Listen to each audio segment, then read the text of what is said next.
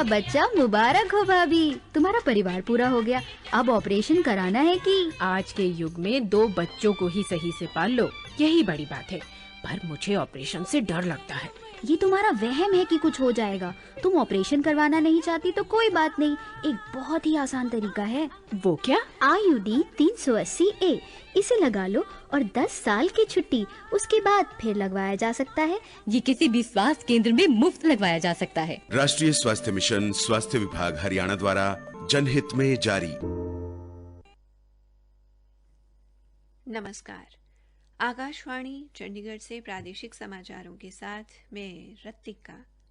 पहले इस बुलेटिन के मुख्य समाचार। हरियाणा के मुख्यमंत्री मनोहर लाल ने आज गुरुग्राम में हुंडई कंपनी के मुख्य कॉरपोरेट कार्यालय और 2 नए ऑक्सीजन संयंत्रों का शुभारंभ किया। हरियाणा के सहकारिता मंत्री ने कहा है कि कई सहकारी चीनी मिलों की क्षमता आने वाले पिराई सीजन तक बढ़ा दी जाएगी। हरियाणा में आज 460 स्थानों पर 90,000 लोगों को कोविड वैक्सीन का टीका लगाया गया। और ओलंपिक में हॉकी, बैडमिंटन और मुक्केबाजी में जीत के साथ भारत का आज का दिन शानदार रहा। हॉकी में भारत ने स्पेन को 3-0 से हराया।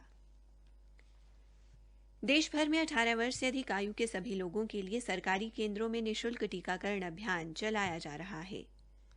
आपसे अपील है कि कोविड वैक्सीन का टीका जरूर लगवाएं और इन आसान उपायों का पालन करें। मास्क लगाएं, 2 गज की सुरक्षित दूरी बनाए रखें, बार-बार हाथ धोने और साफ सफाई का ध्यान रखें। अब समाचार विस्तार से। हरियाणा के मुख्यमंत्री मनोहर लाल ने आज गुरुग्राम में भारत में हुंडई कंपनी के 25 साल पूरे होने पर उनके नए मुख्य कॉरपोरेट कार्यालय का उद्घाटन किया। कंपनी के प्रबंधन को बधाई देते हुए मुख्यमंत्री ने कहा कि Hyundai Motors India limited Bharat में करीब $4 अरब से अधिक का निवेश कर चुकी है। उन्होंने कहा कि कंपनी ने रोजगार को बढ़ावा देने में भी अहम भूमिका निभाई है। इस मौके पर मुख्यमंत्री ने 2 नए ऑक्सीजन संयंत्रों का भी शुभारंभ किया, जिसे हुंडई ने ही नूह जिले के अंतर्गत आने वाले क्षेत्र में स्थापित किया है। मुख्यमंत्री मनोहर लाल ने देश के 11वें राष्ट्रपति डॉक्टर APJ अब्दुल कलाम की पुण्यतिथि पर उन्हें श्रद्धांजलि दी।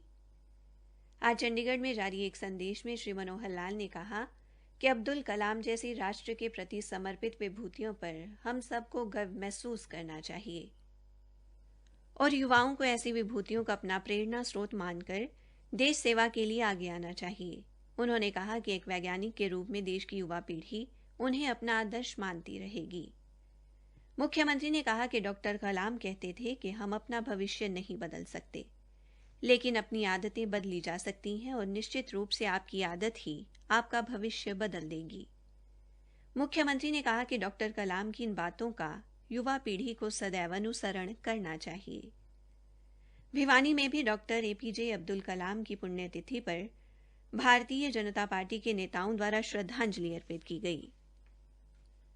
हरियाणा के सहकारिता मंत्री डॉक्टर बनवारी लाल ने कहा है कि कई सहकारी चीनी मिलों की क्षमता आने वाले पिराई सीजन तक बढ़ा दी जाएगी तथा कुछ चीनी मिलों की क्षमता इससे अगले पिराई सीजन तक बढ़ाई जाएगी ताकि किसानों को किसी प्रकार की समस्या का सामना न करना पड़े।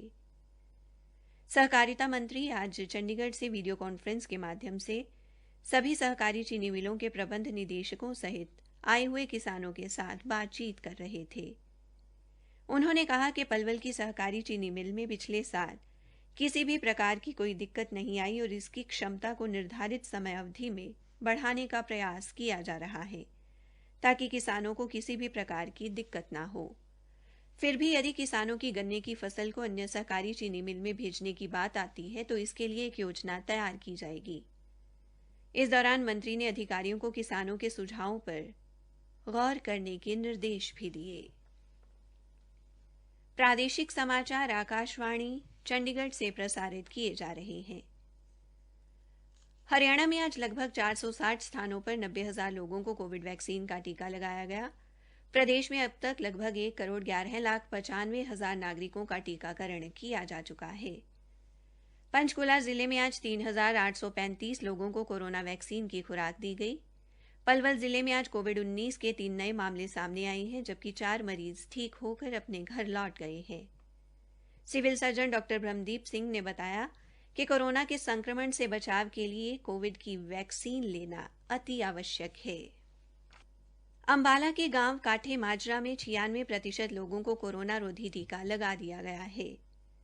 भूरेवाला प्राथमिक स्वास्थ्य केंद्र के प्रभारी डॉक्टर मयंक ने बताया कि इस गांव की कुल आबादी 1130 है, जिसमें 18 वर्ष से अधिक आयु के 772 लोग हैं।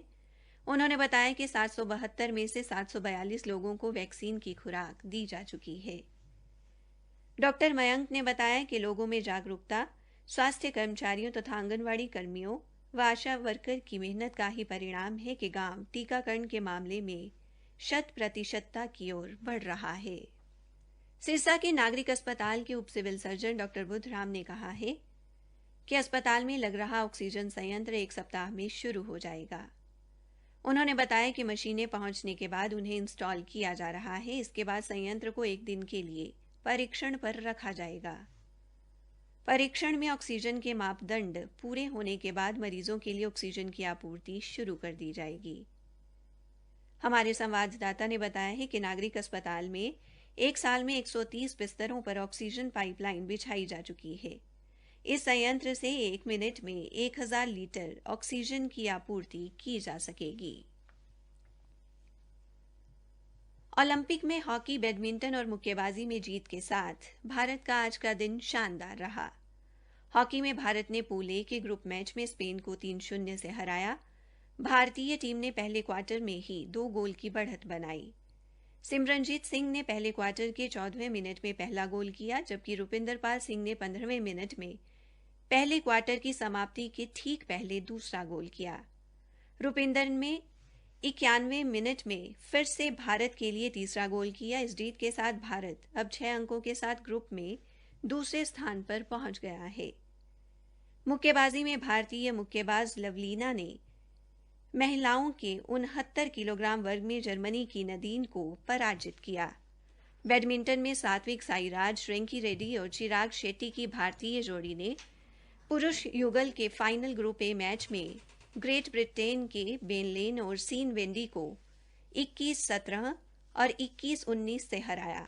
हालांकि मनु भाकर और सौरभ चौधरी की भारतीय मिश्रित टीम 10 मीटर एयर पिस्टल स्पर्धा में फाइनल के लिए क्वालीफाई करने में विफल रही।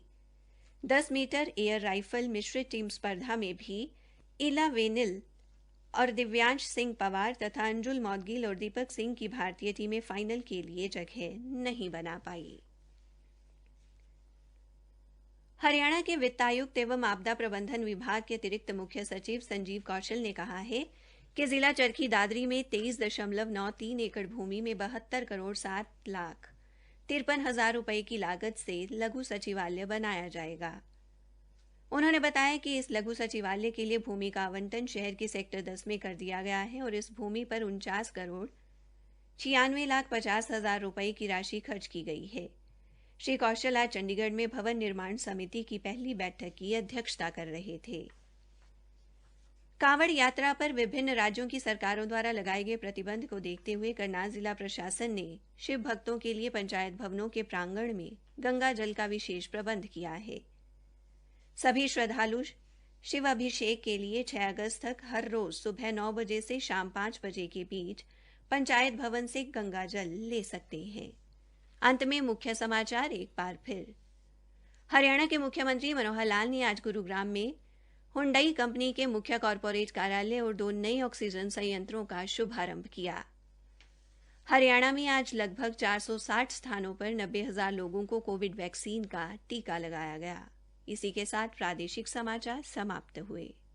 जवानी की रेल कहीं छूट न जाए। बड़े खुश लग रहे हो भैया। तनाव ना रहे तो जीवन का असली मजा आता है। जब से मैंने नसबंदी कराई है कोई डर ही नहीं रहा। पर मैंने सुना है कि नसबंदी के बाद कमजोरी हो जाती है। अरे सब बकवास है। मैं तो कहूँ कि ताकत और बढ़ जाती है, क्योंकि नसबंदी कराने के बाद गर्भ ठहरने का खतरा बिल्कुल नहीं रहता और तुम खुल कर आनंद ले सकते हो। इसमें वक्त और खर्च भी। अरे भैया, न चीर न फाड़ और आधे घंटे में छुट्टी। किसी भी स्वास्थ्य केंद्र में मुफ्त में नसबंदी की जाती है। भैया तब तो मैं भी चला। राष्ट्रीय स्वास्थ्य मिशन, स्वास्थ्य विभाग हरियाणा द्वारा जनहित में जारी।